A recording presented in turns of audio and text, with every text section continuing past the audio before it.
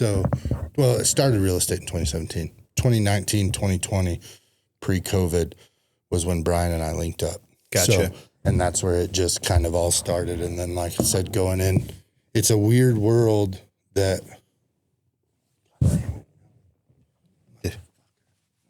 we go. Oh, it is going? Yeah, I just can't see the light. Oh, It's okay. under there. So we'll cut back to what we were talking about. I'm trying to think where we were. Well, like I was saying, like, doing this, I don't have to change who I am through any of it, because I can have a conversation with an executive, have a conversation with a 17-year-old about to graduate, star football player or whatever. But like, the audience gets to know me through all of it. That's so different. That's like a totally different skill. And I actually think that applies nearly more to the radio in some ways, of being a little more neutral. Like when I was on the morning show, like Foch and Friends or Foch and Lindsay or whichever version it was, you're bringing in like a crew and then you're interacting with different people, where like mine, I am more playing like just a host role. Right. Where, that is. And like you said, people will get to know your personality through the different brands. When you talked about not having questions, I think that creates more just an organic conversation, where I'm nearly going into it thinking about viral clips, like when I'm like I'm even asking questions that I'm trying to get like clips. Have you learned in the 20-ish episodes, like, do you approach it differently now than you did when you first started? Like, do you catch yourself, I guess, better understanding what you could pull? Does that make sense? Yeah. Like, do you find yourself moving on a path of, when I first started, I would literally start at like, where were you born? I mean, I don't know if I'd go, but I mean, I would go deep, and I would go in a linear order.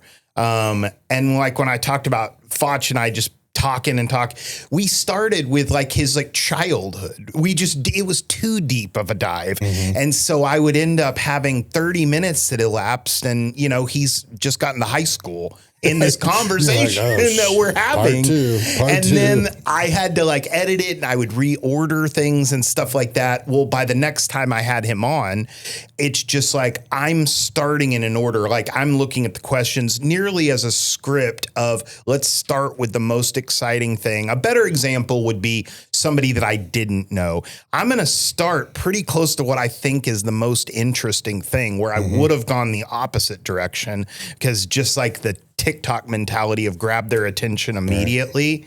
And then the second half of my show is what I would just call lightning round questions, where they're just made to elicit something that might turn into a clip. Right. That makes sense. And that's where I think we have to get better, we have to get better at understanding how to pull the meat and potatoes that are good, and then move into. So that's why I like how you're doing it, where it's you have a goal of X, Y, and Z. I just have a goal of just learning or talking or finding a way to relate what we've been through or I've been through with a business or whatever into that. But then, like, again, we find with my wife's podcast where like they'll talk about whale sperm. Yeah, we've all been there. And you're like, how'd we get here? But then you're like, okay, I'm listening to whale sperm. It's like, more fun to talk about the whale sperm when you get to that part. I mean, who doesn't enjoy a good combo about whale sperm? I do think that's probably the skill that came from the radio, is because you're coming up with short bits. Right. The whole thing is like, even in a morning show break, I mean, a long one is like a minute and a half. Really think how fast that is to create a long arc. I mean, they're not long at all. See, I don't feel know much longer than they are. But a lot of that is in this thing. And I know, because I watched a clip of you and you were talking about stepping over audio. I don't remember what it was that I saw. You were saying something about like, and I know talked over you, or I don't remember what you were saying. But in radio, you nearly want that because you want it to sound like so much is happening that it's like the words are nearly seamlessly running over each other. In podcasts, it's like once you talk over a person, you can't have that audio back. And that has been a lesson that is very different, to where I'll ask a question and I have to find myself more like stone-faced, just sitting. And just like zipping it and like, I'll wait.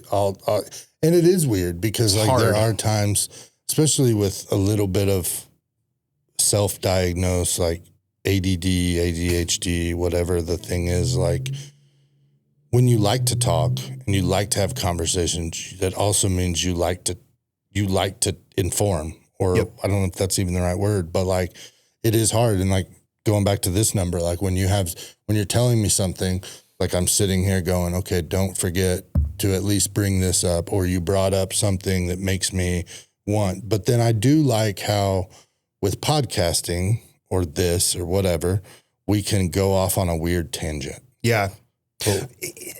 What I think about this is when you watch something like Joe Rogan, okay, they're what, 3 hours-ish? Yeah. And you have to be so incredibly established for somebody to give you like 3 hours.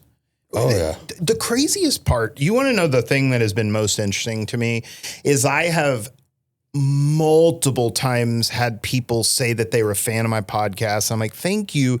And I realized in the conversation that they have never even clicked on YouTube one time, not Spotify. They have literally only seen the clips on social media, and they're a fan of the podcast. Like their perception is that they have watched it. That's been a big learning thing for me. Is that good or bad?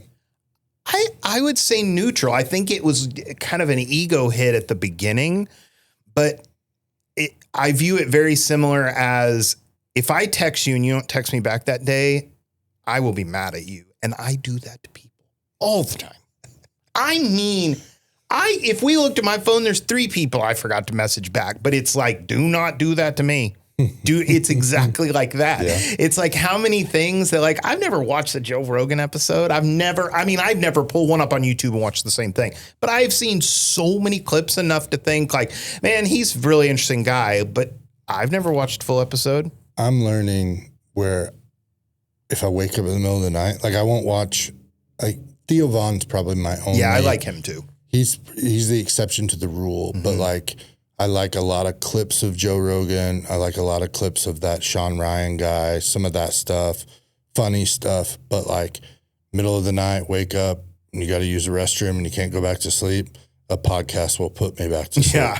But like Theo Vaughn won't do it because I'll just giggle. Yeah. And my wife will like, why are you laughing? And I'm just like, you can't see it. Cause this one's going to be too funny for sure. People, if you're listening to this right now, you're not going to be able to fall asleep. It's too exciting.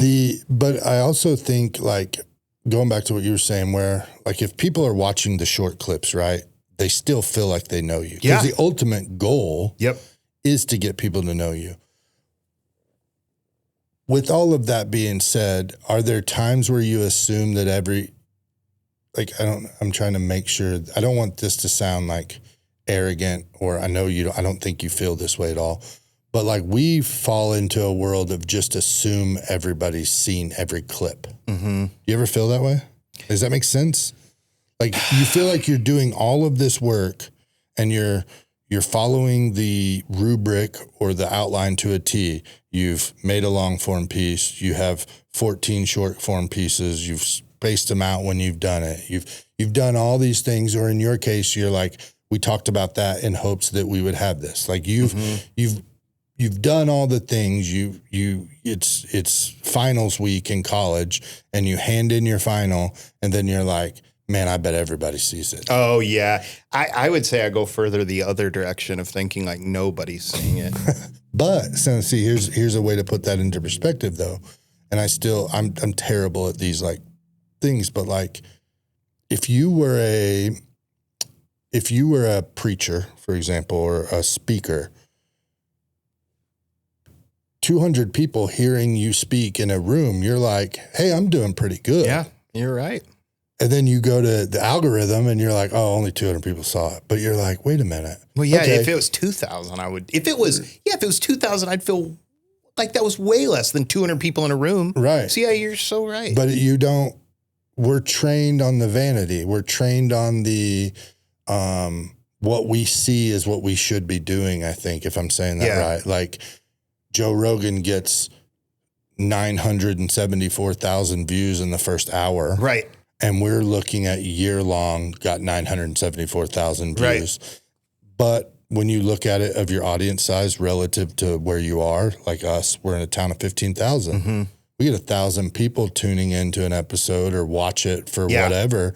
Like those percentages are pretty good. So, sorry if I interrupted you. No, you're fine. So I am a really big advocate of therapy. I mean, I have a psychology background, but the thing that I think is incredibly powerful is like your brain is kind of an enemy of yourself. Like the way words sound in our head, we are the star of our own show. And it goes back to if somebody doesn't text you back and you're so like, because our brain, like our ego, I mean, that is really what it is only having ourself in mind. And the power of like saying words, it's like you literally, it comes out, the sound comes around and hits your own ear and you're like, okay, that's different. Yeah. Like if I feel like a complete, like the bad days and I think, this wasn't worth it, this is a complete failure. But then when we were just talking about it and I'm saying like, my YouTube channel just hit 100,000 views the last 90 days. I had like 3 million Instagram views. That's a lot. That seems pretty good. If you were playing the lottery and you got either one of those, you'd be like, yeah.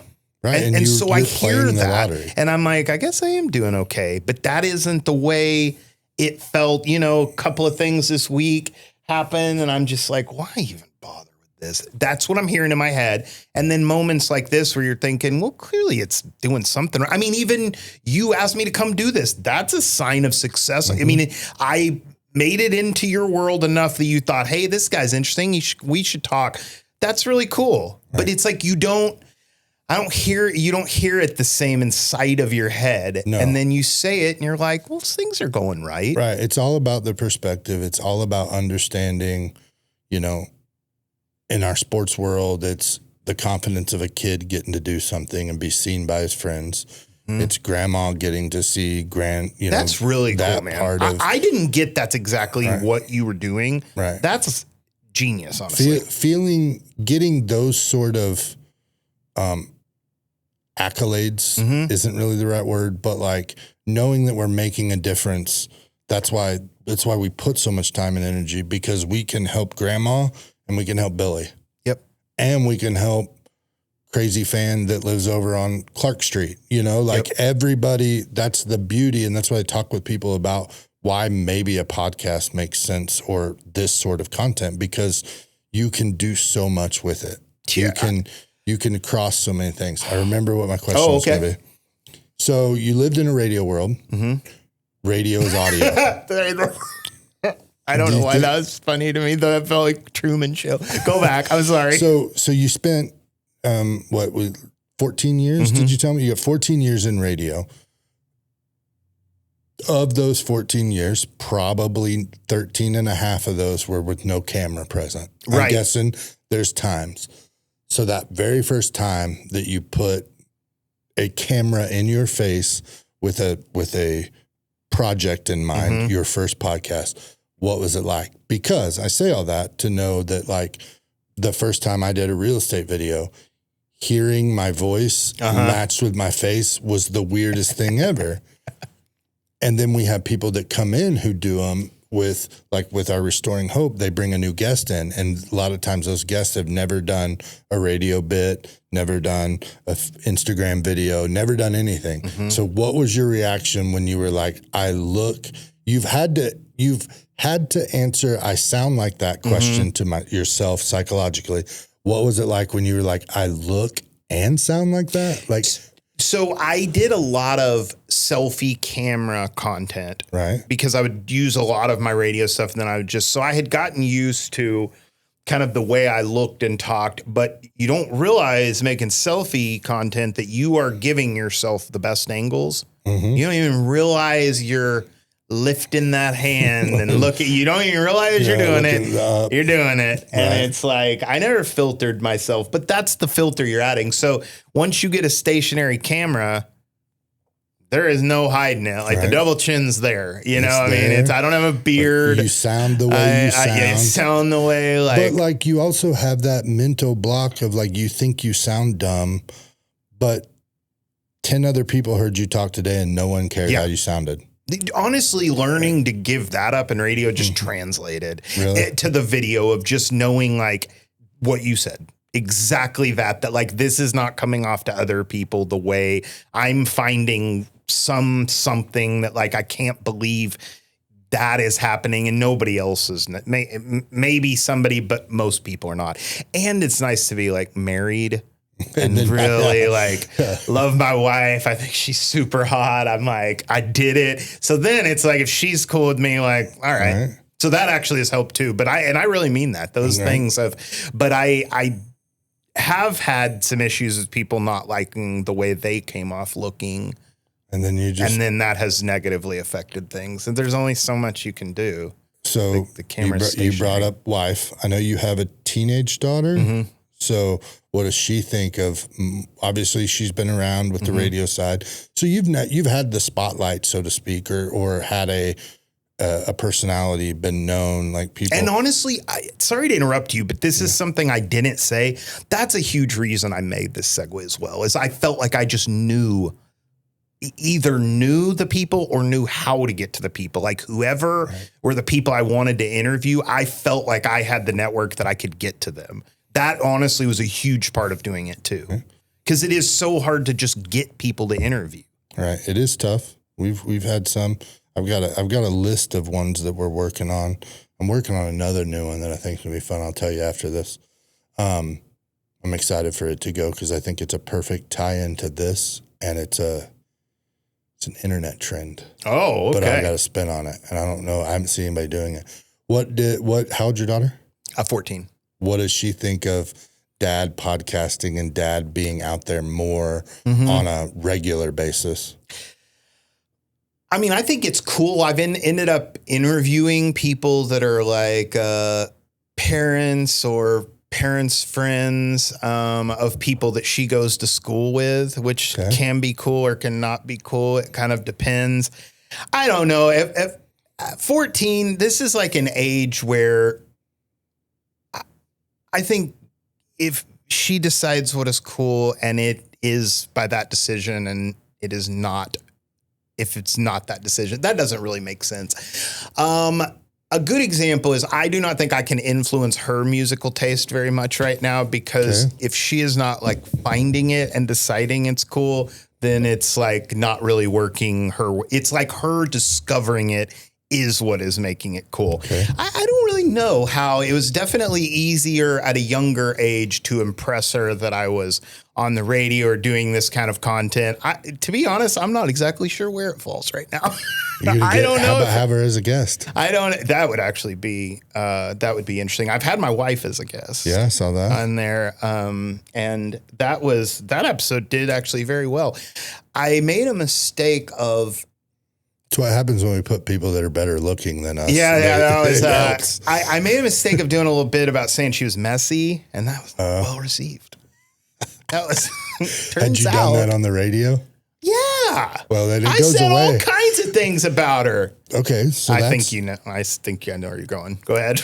That's the one thing that's difficult, but has also helped us. So, from a radio world, that stuff doesn't live on.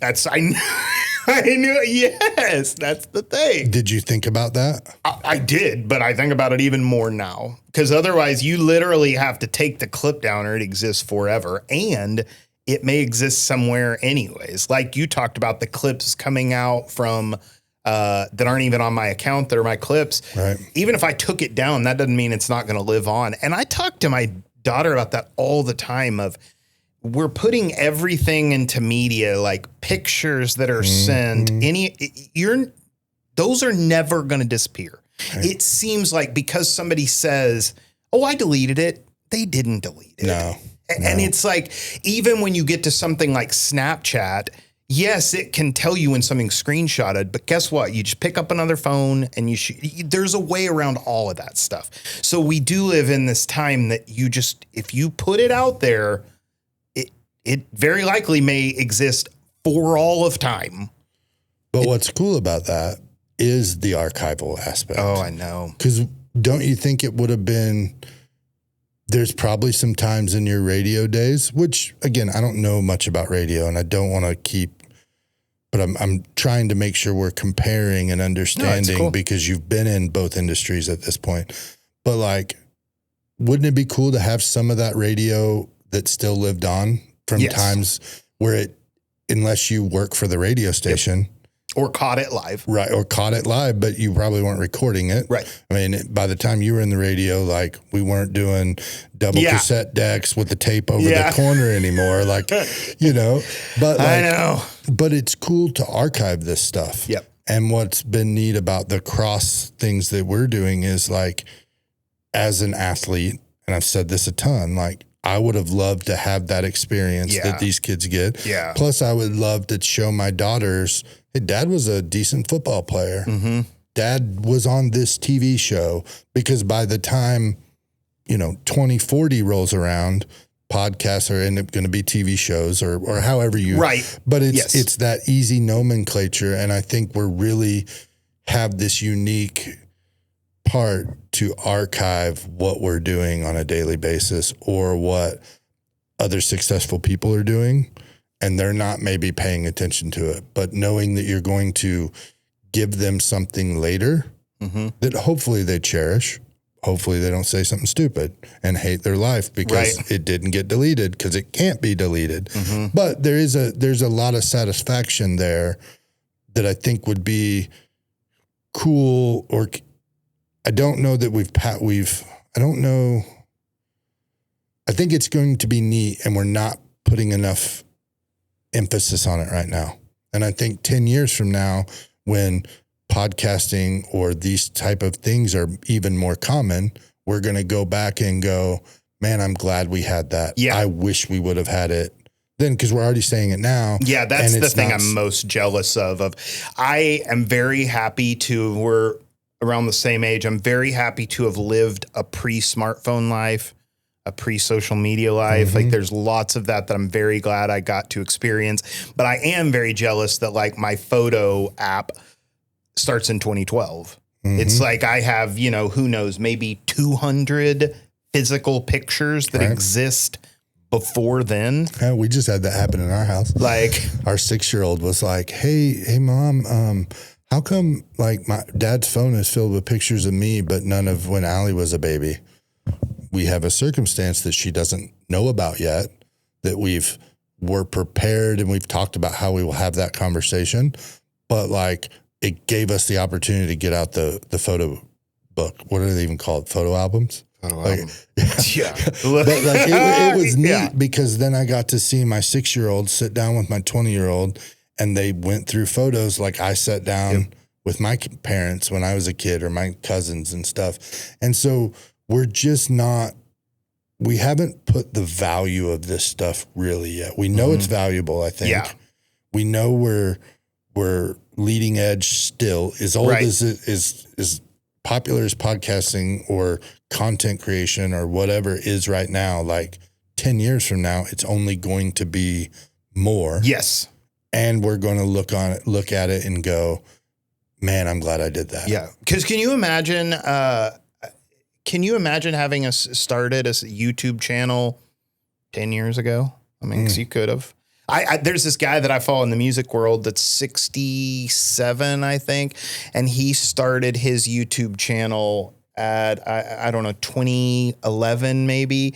And so he would have been, 50, I don't know what that was, mid-50s. But he's always, and he has 2.5 million followers. It's just about studio music. And I see that more than anything as, man, you really can start whatever you want at any time period if you think about things like what you just said of the leading edge stuff, of putting value on things essentially before other people do, is how you like get into one of these industries. Because like you're saying, we were calling this, I guess, a podcast right now. I don't really think that's what this is. There's just not really a name for what we're doing yet. They'll evolve into something where, like, again, a new name, essentially. You know, like, I think the words, like, I think the making a TikTok or you're TikToking, I think that word is moving away to, I think that's where content's falling in. Yeah. We're coming up with new verbs. We're coming up with things to offset the negativity, but also, like, we have such a long way to climb out of the negativity hole. Yeah. Because it hit us so fast that you either had to sink or swim. And by sink or swim, I mean, you either had to embrace it or think it was terrible. Yep. And automatically assume that you were in one boat or the other. And if kids were making TikToks, they're brain dead kids who need to be more active. Right. When in reality, we were making the form of TikTok in 1994 when we were their age. We just didn't have it. It just wasn't being filmed even usually. It was the same type of thing. You had to go to Blockbuster and rent the camcorder for the weekend, or the PlayStation. That part is still very hard for me with doing what I'm trying to do because, I was on vacation. I'll probably post tonight some 10 photos or something, like a carousel, I suppose is the best thing to call that. But when I was in Destin, Florida, it's like, I want to, like, lay on the beach. I don't want to be filming it all. But it's like, when you look at the modern content creators that are super successful, they've got their phone out filming nearly everything. I don't think I can ever do that. I don't even want to. Right. I enjoy the timeline. And by timeline, I mean, I cherish the fact that my daughter, my first daughter was born in 2006. I've got pictures from about 2010, but my youngest daughter, Greer, I love the fact that I have a timeline in my phone backing up into some cloud that I still don't really understand why it's a cloud, but it is a cloud. But, like, that's what I'm going to cherish most. And, like, I like the fact of, like, Greer, we did a podcast to start school. We did a podcast to end school.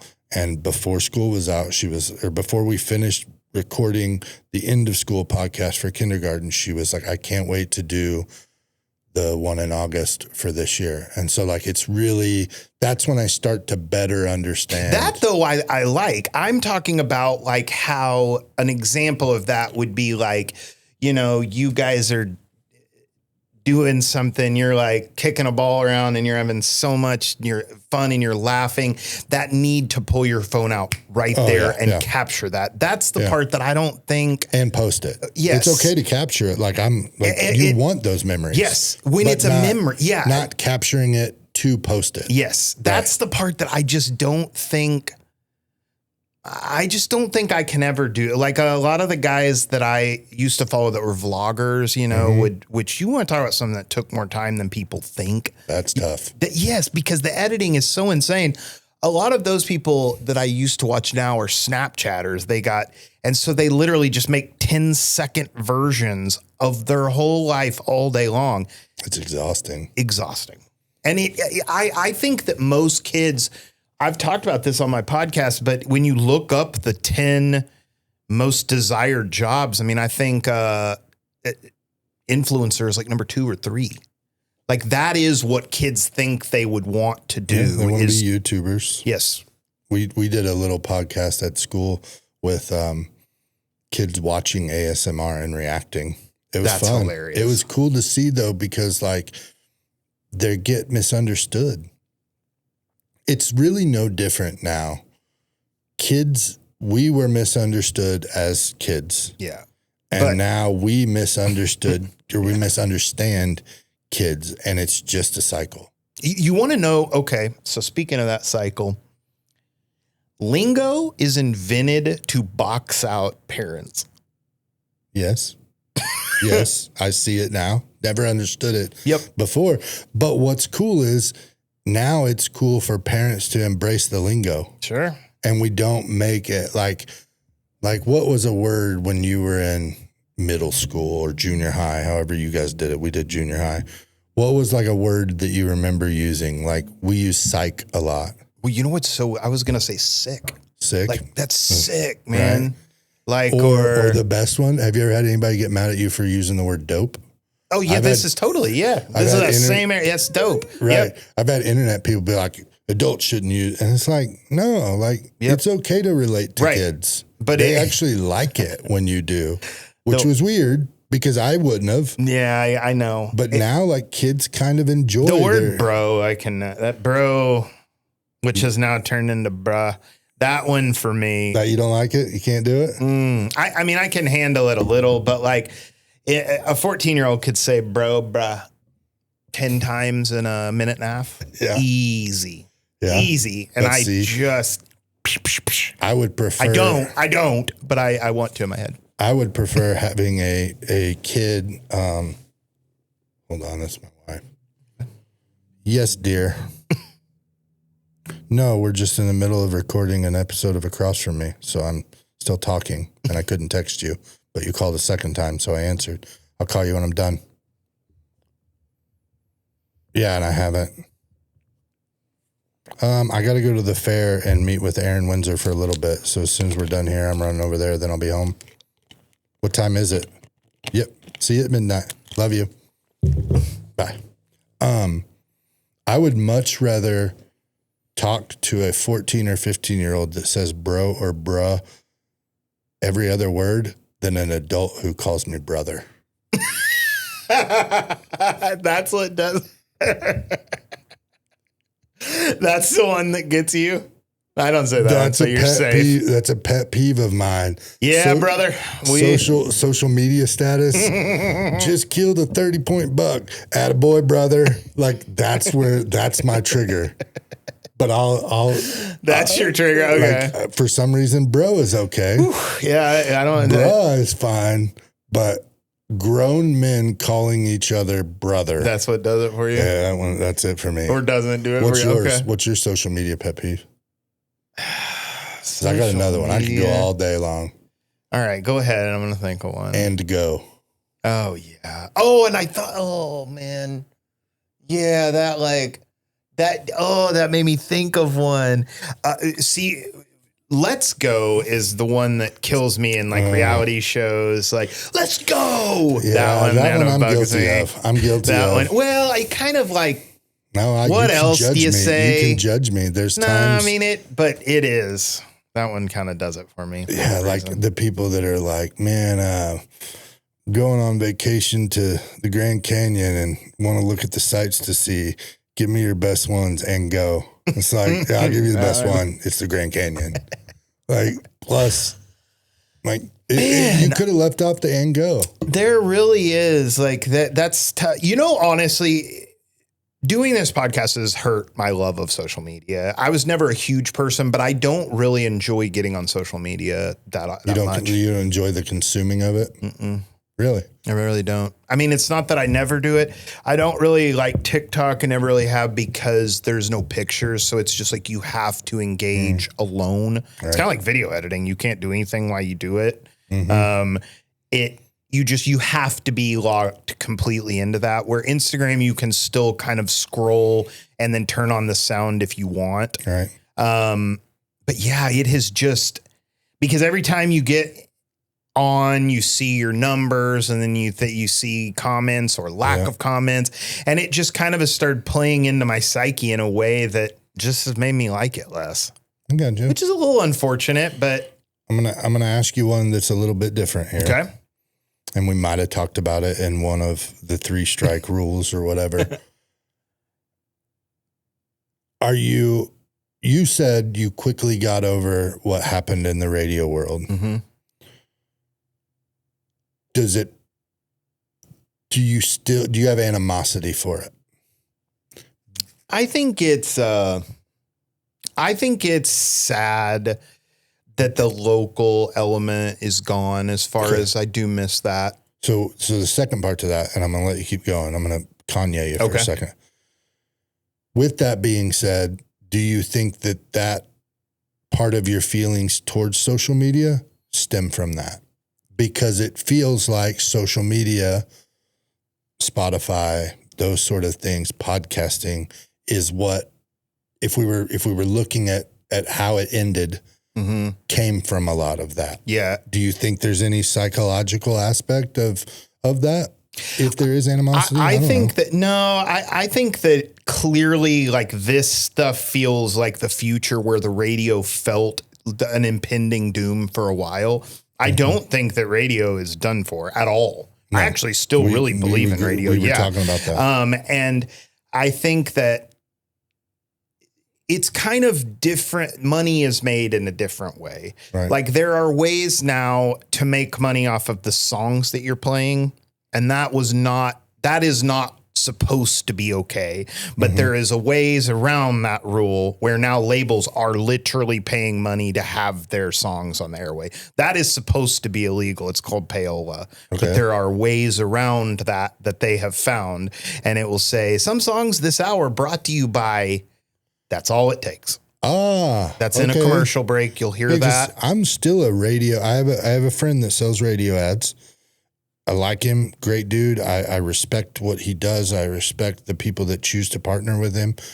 But like I think he does not believe that I listen to the radio every morning when I take my girl to school. Like I don't take the time to put on Spotify or a podcast. Like I enjoy that morning commute. Yep. Where I feel like is that from 8 a.m. to 3 p.m., they've lost it. Yeah. Right. Yep. And that's where I'm like, with all of that being said, like, do you see with your experience in that and now with your experience in what you're doing, do you see a hybrid model working? Because I do. I want to hear what but I want to hear what you mean by that. Well, I'll give away some things that are kind of coming down my, like being leading edge is like, I'm watching TikTokers blow up because they're former radio DJs that have decided to embrace TikTok and be TikTok DJs. Mm-hmm. And I look at local stations and I go, there is so much opportunity there. You already have the personality. You already have the person that knows how to keep a conversation going, keep attention, talk about things. But I see some local radio stations posting social media content of their DJs, but I don't see like a local radio station with a live DJ. And I don't know if it's because of Facebook that copyright or whatever. Yeah. But like, I think if TikTok has figured out how if you have 1,000 followers, you can go live playing Morgan Wallen while you entertain people. Right. How has radio stations not went, we can get our community? I agree with that. I think that makes so much sense. And again, I think the Trojan horse in that is you already have the talent. And that's what people don't have. Right. That's why not a lot of people start a podcast like you are. You went, man, back to the radio days, you were like, I know how to do 97% of being a DJ on the radio. I'm going to do it. And then I'm going to become a DJ to help what else I'm doing. Yeah. Same way here. Okay, radio's done. I got to do something to line my pockets, to provide for my family, to whatever. And I have a skill set and I can talk. I can grow into being the best podcaster ever, but somebody who's never done this can't just turn on a camera and carry on a conversation. So I'm saying all that because I think that like I just don't understand why we haven't embraced that yet. Yeah. Well, and with radio, if for whatever reason cars ever take that out, then that would be a problem. I mean, cars having a radio, I think a lot of people listen. I still listen to Power 96.5 all the time. Right. And it's just because I don't want to get my phone out there's a lot of reason to just push that button.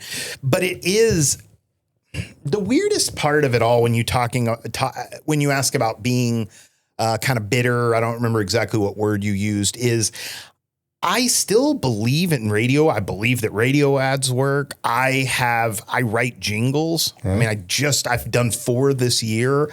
and just finished one yesterday. So I believe in the whole concept. A lot of my friends still work there that sell radio. So I don't want to hurt the industry at all by just like trashing it. I think it is sad that it lost locality. I mean, because like on Power 96.5, there's no local humans here anymore. Right. There are still KTTS and then KSGF are the other stations. They're all in a cluster. Nick Reed still kills it on KSGF. You had him on your podcast. Yeah, and loyal fans. He is a great guy. And regardless of whether you align with all of his beliefs, he's a great radio personality, and he still does very, very well. And it was interesting talking to him on a level of not getting in the political side, which is possible to talk between those things. But then making the money off of music, that still does bug me because that's literally supposed to be go to prison illegal. It had a name because it does what we were talking about earlier of it boxes out anybody independent. Like labels can truly pay for the plays and then that will guarantee them slots on Billboard charts, which will guarantee. It's weird. It's a very same thing happens in the book industry. Really? New York Times bestseller. Like, in that. Okay. Like all that. There's a workaround. I mean, we deal with it in the real estate industry where you can literally pay $500 to be sent a trophy that says you're the best. Right. And it's like, that's so real. It's like, come on. Like, it's such a, until you know the industries and I think you could argue that podcasts and conversations like this, that's why they don't want the secret out. I've questioned a lot of times, and I don't mean this negative to anybody but like, you can't hide from views and analytics of social media. Radio stations maybe didn't move away from, we have this big blanket of coverage. And they were triggering purchases or relationships because they could just say, look at our umbrella. Yes. Where now I can go in and go, yeah, I don't have the biggest audience.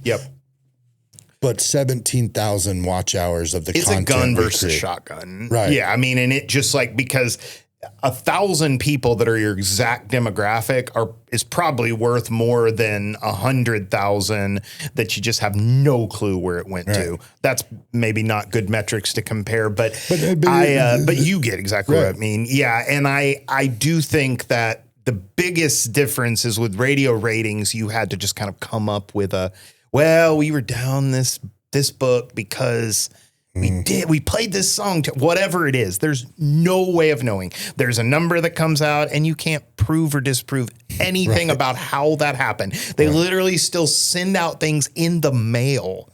That is still how it's done.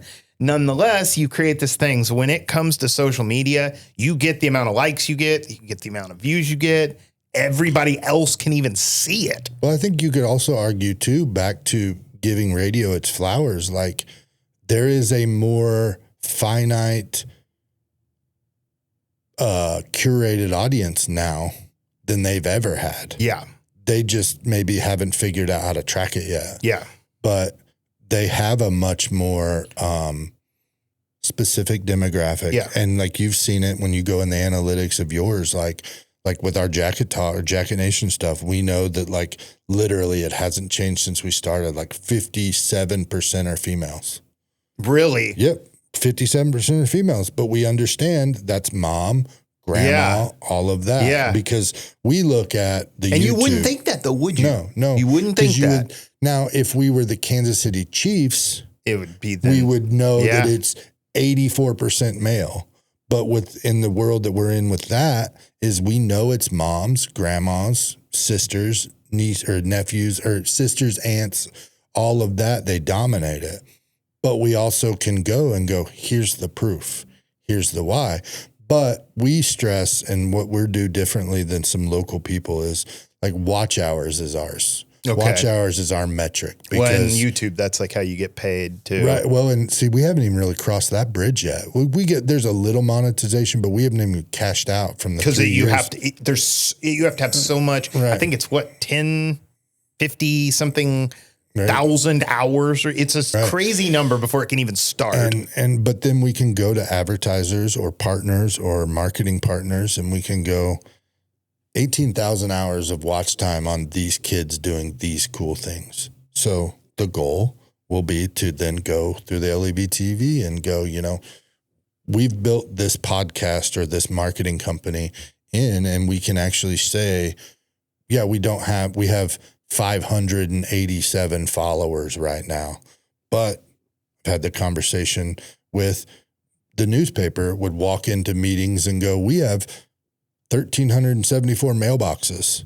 Those people chose to receive our content. YouTube, 583 have chosen and clicked a button that said, we want to watch what you're putting out. And it's still it's not resonating yet, but it will. And the more niche you go down, the more now those few things mean more. So like if you're going down to Lebanon high school sports, now all of a sudden 300 people is so much more valuable than if you have just a podcast about the world. Right. All of a sudden 300 is just like, well, there's a million of those. When you get down to yours, it's like those are actual people. There's no reason for like Tony in New Jersey to even know you exist in this thing. So he's not a follower. One of my first like fans of my podcast lived in Lithuania. Okay. Yeah. How did he even find it?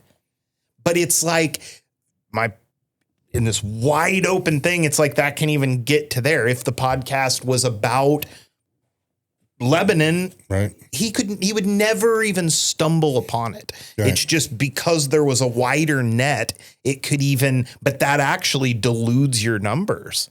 Yeah. It actually makes them mean less. So like, I think what you're doing is genius, honestly. I didn't fully understand your vision before getting here today, but you're onto something. I think we're figuring some things out. We're trying, we've had some conversations recently where this conversation or this Across From Me series, people are finally starting to get it. They're understanding that it's not a sales pitch. It's not a look at me now. It's not a look at what I'm doing. It's real people talking about things in our community that make sense. But we also understand that our community is no longer 65536. It is a little bit of Marshfield. Yeah. Some Lake of the Ozarks. Yep. Are people here like this? Way I sent it out to him, and I'm gonna, before you leave, I'll just put it out there. Like, I want to have Jamie's shoes on because I think there's through the Jacket Nation Sports, I'm seeing kids that are gravitating towards what he's doing. Oh yeah, and I think that it would be cool for Lebanon people whose kids are saying, "Man, take me to Jamie's shoes while we're in Springfield," and those parents are like, "Oh, I just want to go to Famous Bar. It's Macy's now or Montgomery Ward's," but like they don't understand that it exists because their kids are scrolling social media and Jamie's shoes is popping up because they like that. Right. Mom and dad are getting Temu and Shein and the local boutiques and Dick's Sporting Goods and all of that. They're not getting it because they've never interacted with Jamie's shoes, but they know their kids are like, "Can I get a $74 used t-shirt?" Right. Well, yeah, it really does work through your, Right. But it's like, and when you talked about asking if my 14-year-old daughter thought it was cool, she thought it was cool when I had him on. Right. So it is like, I love him. The episode that we did, he'll play in his shop, and there was this really funny viral clip that he had of this kid coming in and basically saying he was like Michael Jordan's son. Yeah, I watched it. And the very video ends with, "It's the Jen Show." It's like the sound right at the end because he was playing it. Right. That's hilarious to just like, and that is the like snowball of it all, because like you probably had heard of him before, but it's like some of these things work into people's existence, just like you're saying, like they find, well, it's just the snowball effect. I mean, I guess there's no better way of saying Gary it. Vee says it's no longer social media. TikTok made it interest media. And I'm watching it work. Like we're watching it where we're seeing where we're popping up in front of people because it's related back to a couple of different things that we've done or situations we put ourselves in. But it's still like, I think the consumer is still so uneducated about how it works. And it takes the right business owners to embrace it. Mm-hmm. It takes the right employees of the businesses to show their bosses or whatever why it's important. Mm-hmm. I joke a lot of times. I've said it on here a couple of times, but like when we've had gatekeepers or older generations ask us what we're doing, like we'll straight up say like, where'd your wife buy the last thing that she bought? And then they'll be like, well, I don't know. And then you're like, ask her. And I guarantee it's probably social media. It's probably a TikTok thing. It's probably a YouTube short, or, they found her. Much smarter people than us know how to find their audience. We're just trying to find ours in this. And you're doing the same thing with yours. I think the thing that so two things. Number one, you showing me the program that you use to schedule social media posts throughout the different platforms.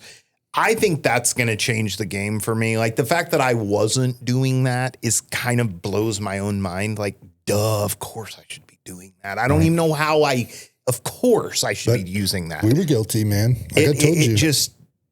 And it's so important meeting other people inside of the industry, because then it's like, how was I not thinking of that? Well, but you're also like, you're passionate about what you're doing. Yeah. So every time you do something, you want it to hit. Yeah. We've transformed, me especially, of like, I don't need it to hit viral. I don't need 1 million likes all the time.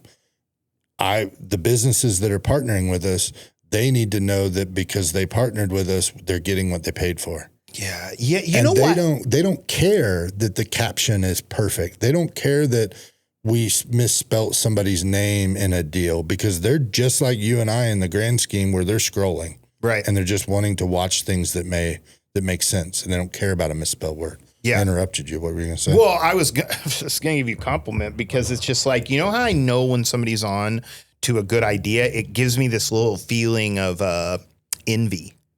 It's like it pings of like, I'm like, this makes a lot of sense. It's just, I get what it's some things I get exactly where you're conceptualizing.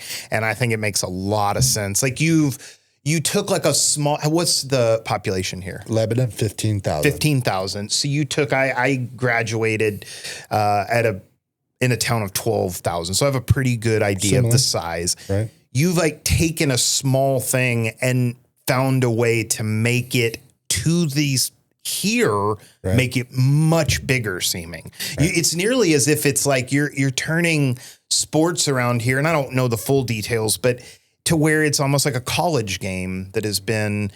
Appreciate you saying that. And that makes, I have to think that's makes kind of what you're going for. It's putting a lot of pride in the kids. Yeah. It's putting a lot of pride in the parents. The businesses that partner with us are seeing it and understanding that like quality is paramount. Quality and exposure for kids. And by exposure, I mean good exposure of opportunities, internships, highlights, all of the things that, and it's finally catching on, and people now go, man, I get it. And then the other thing too is, I don't know if this is how you meant on quality, but it's like for the episodes that I've had, if I have Krista Codell, okay, I accidentally shot it in slow-mo. It's like, well, she's already famous around here and then famous on social media. So you just get her in the shot and then have a good piece of content. Nobody really cared that much. But it's like with your great camera setup and how hi-fi this all looks, if all of a sudden it's a high school kid and they're in this set looking like this and grandma's watching it, they're essentially famous. They've made it. They feel, and they did it. That's a powerful thing. It took us a while to understand that, but now we're seeing kids resonate with it. Yep. We're seeing kids want to be a part. We're seeing, again, more businesses, more grandmas. And it really was weird because like with sports, that's our avenue to put other people in front of the camera and give them that credibility, that highlight, all of those things. With this, it's my opportunity to give the same person or same treatment to other people doing cool things. Mm-hmm. But I get to also kind of talk about myself a little bit, or at least give the experience from what I've seen or done in it. And then it's I don't know. It's really cool. We'll get to collab on the post. Right. And then it's that's like the one thing I will tell you that you can't do that yet.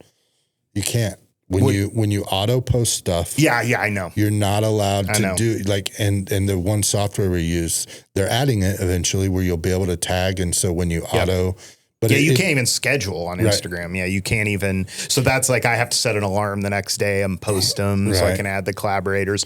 But that's essentially the exchange rate in my mind is when I have somebody on, I am going to create a really good piece of content for them. Right. It's going to be for somebody like Carissa. You look at her timeline, it fits in it. I'm creating a piece of content. She doesn't have to, she came and did an hour interview. I will edit it. I'll pick the right moment and then we'll collab. So what I'm getting out of it is access to one post or two, whichever. I usually make 2 clips, but it's going to live on their Instagram feed or their feeds as well, because it's so important that it does it that way, because then people can find it later. That is the exchange rate, in my opinion, because to do an episode and, you know, to have them like share a single story or something, it's just not, unless they are bringing an insane amount of value to it, it just isn't really worth it for what I'm trying to do. Well, you're doing what the settlers did in 1842. I mean, really, but you know what I'm saying? Like you're bartering. You're using what you've built to help them, but it also helps you. And instead of saying, because it does feel weird. I've had a couple of people who are like, well, I'll come on there. And I'm like, well, I don't know enough yet if you fit. And I'm not saying that you don't fit. Oh, I've dealt with this a ton. Because I'm special. I'm saying like, I'm trying to get this to a point where I want it to be usable for everybody. And like right now, maybe I'm focusing on entrepreneurs or I'm doing whatever. And they're like, well, I'll pay. And I'm like, it won't. Well, that's not what I'm going for yet. Because if we put money, if we monetize it or put that added filter, it just changes what I'm trying to do. 100%. Because I just still want to sit here and pick your brain about the radio side or how you became good at speaking and how you focus on that when you do it. Because like I said, I'm envious that you can, every one of your episodes, you can keep it at an hour. I go for an hour and a half, 2 hours, and I know people quit watching, but I also know that I've seen a lot of the best clips come at 1 hour and 15 minutes in. But my business model or my efficiency model makes it where I don't have to focus on it being an hour. I know. And to be honest, knowing how much clips are really, I would say clips probably mean in what I'm doing, probably 80% of it, which is kind of sad to me, but it is that. So thinking about that, you know, I may get to a day where I just talk until the talking's good and then let that live on YouTube and then think about the clips as the more important, because on YouTube, the monetization is about how long they're watching. So it's like, you'll catch yourself trying to figure out as you grow it and understand that there are monetization.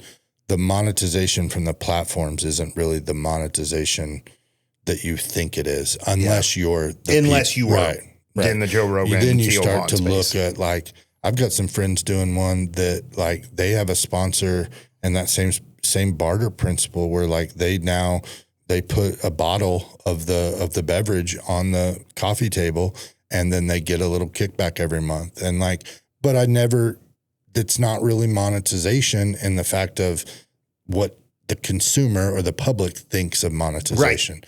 It's monetization to make it possible to even continue doing it. Yeah, I've had that talk I so do many like times the way, with people. I like your commercial in the middle. Just having a commercial for myself. Right. And I've been kind of using that in our little intros because it was weird for me to like offer sponsorship opportunities because, well, the audience isn't huge yet.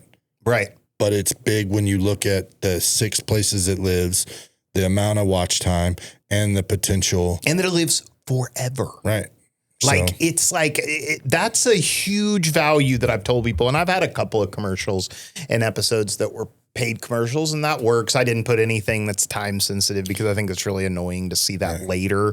Right. And like this weekend where it's 3 years later. And I'll be honest too, I like watching yours because there's no ads.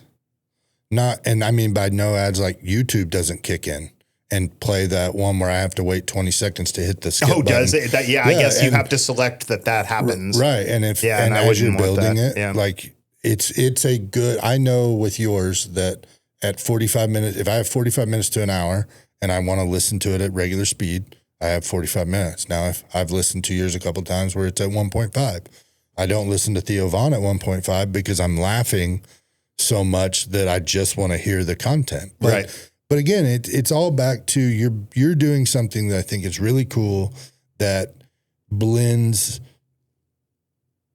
I don't even want to say past because I don't want to be negative about the radio. No, You're blending radio skills into a podcast, and it took an opportunity, or it took a negative into a positive, and I really think that's cool.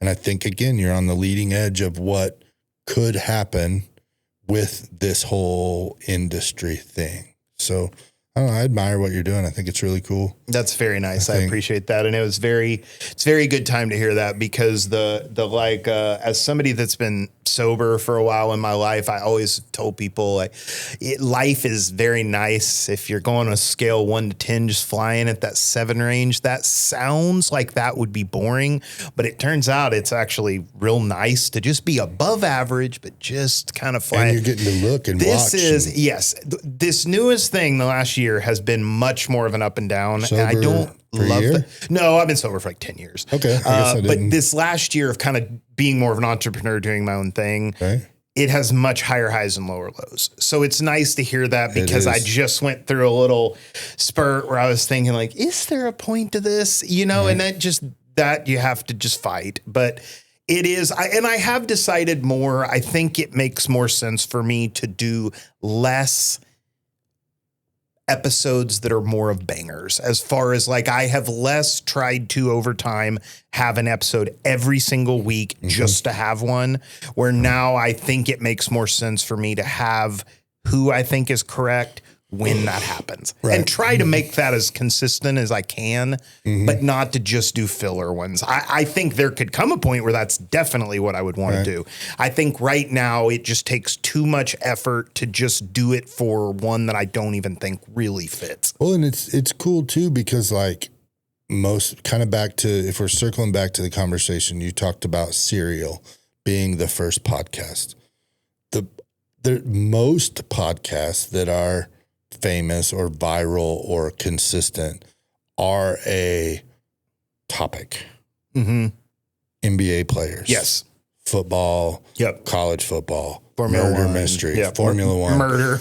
Creating one that can talk from buzzwords and lingo to social media, what's the word? Like social media skills. Yeah.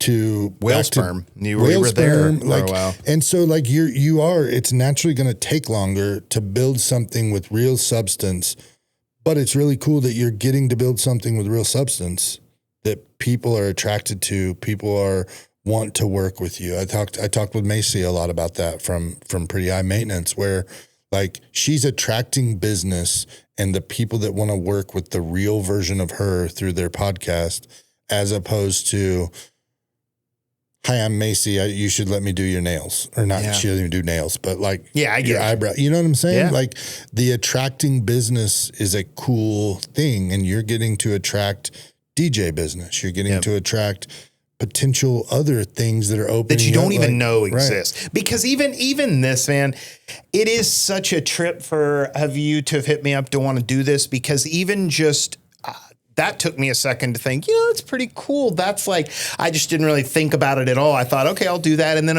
over time I thought, something is clearly working to even be in his world, to even want to do this. Then it's just like meeting you. We talked for 20 minutes before and you blew my mind with things like, how have I not thought about this? You just meet other people and this kind of is the point. Like, who knows? We may work on things in the future.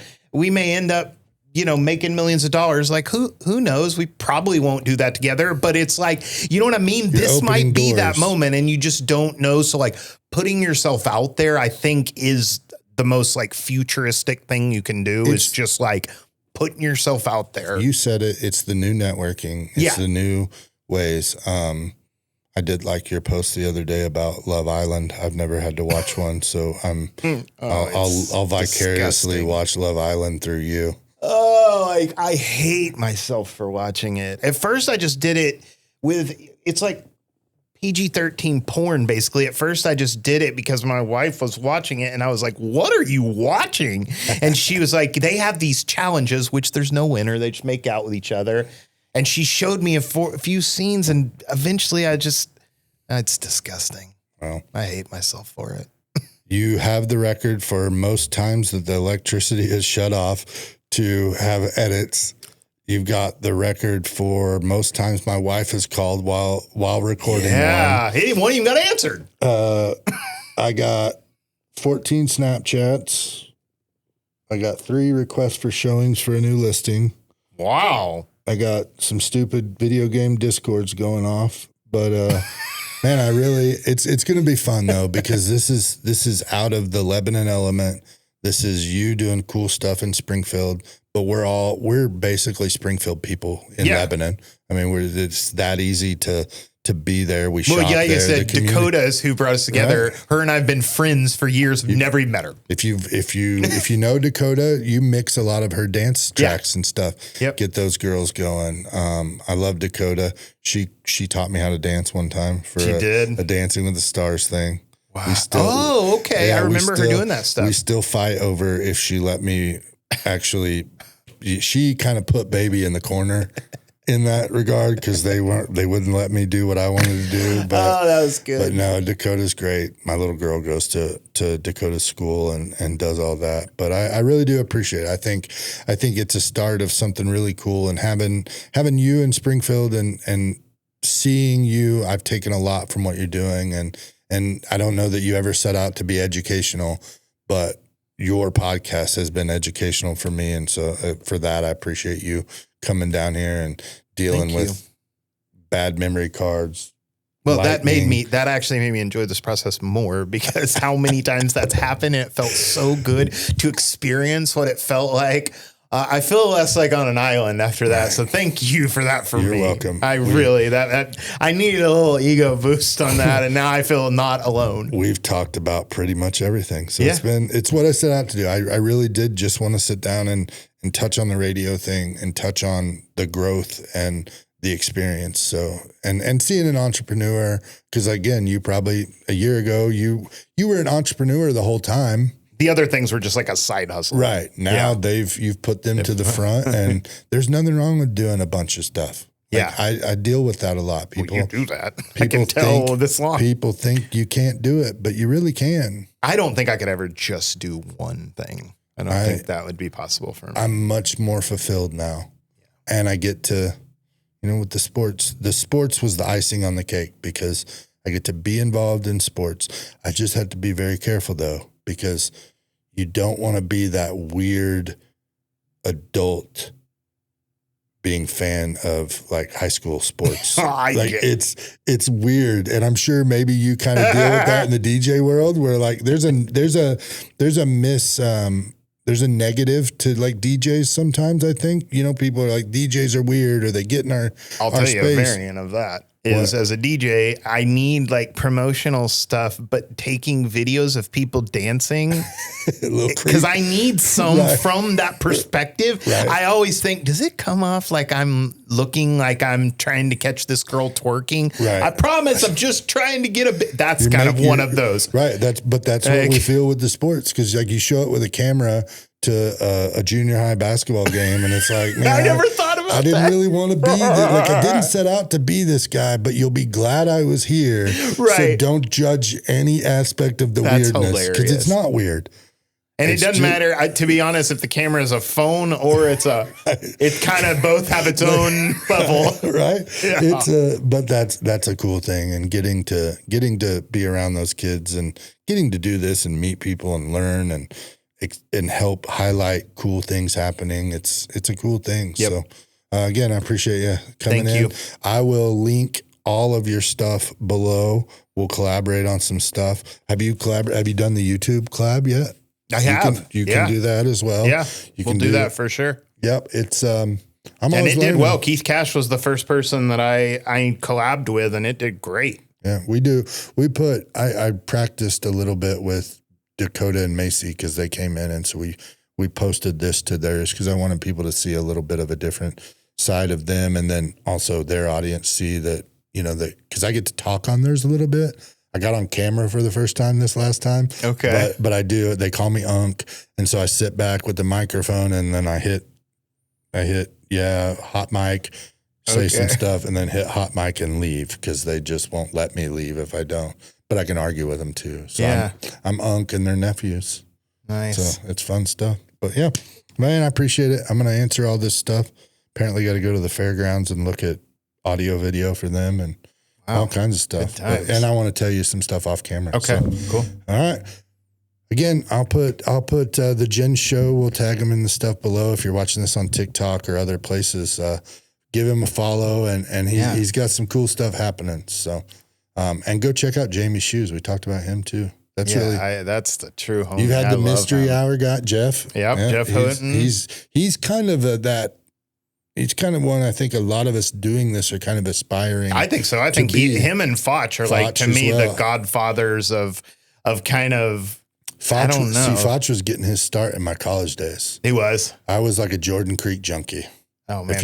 My wife, I've heard so much about Jordan Creek. Like that was my thing. He was truly the king. Yeah, he was kind of coming up in the world because there was also like, because he, the radio days and the stuff, all of that thing. But yeah, Jay Foch was one of the first like DJs that in college you kind of got to see because he was also doing it. And then he's done the Cardinal stuff and and it's cool. So, but yeah, appreciate it, man. All right. Thank you so much. You're welcome.